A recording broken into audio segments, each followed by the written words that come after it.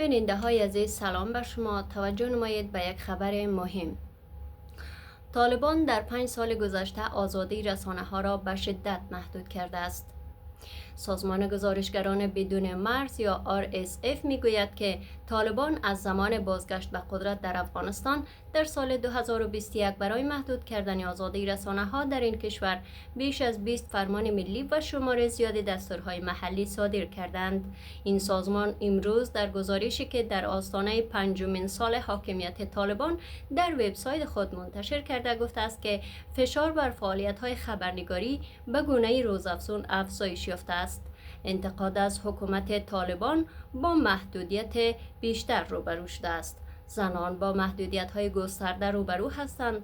فضای بحث‌های سیاسی محدود شده و نشر تصاویر موجودات زنده نیز ممنوع شده است. گزارشگران بدون مرز گفته است که طالبان در 5 سال گذشته به گونه تدریجی افغانستان را به زندان اطلاعات تبدیل کردند.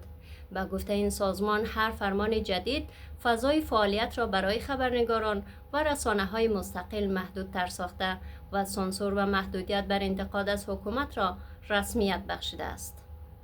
این سازمان افزوده است که خبرنگاران زن تقریباً از رسانه‌ها حذف شدند و با جرم‌انگاری فعالیت‌های مسلکی کارکنان رسانه‌ها مقام‌های طالبان تلاش کردند کنترل بیشتری بر جریان اطلاعات در افغانستان اعمال کنند. گزارشگران بدون مرز از طالبان خواسته است تمام قوانین و مقرراتی را که آزادی رسانه‌ها را محدود می‌کند لغو کنند. این سازمان همچنین گفته است که صدها خبرنگار افغان برای فرار از سرکوب، حفظ امنیت خود و ادامه فعالیت‌های حرفه‌ایشان ناگزیر به ترک افغانستان شدند. این سازمان از کشورهایی که به کارکنان رسانه‌های افغان پناه دادند نیز خواسته است که خطرهای موجود را جدی بگیرند، از بازگرداندن اجباری آنان خودداری کنند و امنیت و مسئولیت آنان را تضمین کنند. تشکر از توجهتان. خدا نگهدار.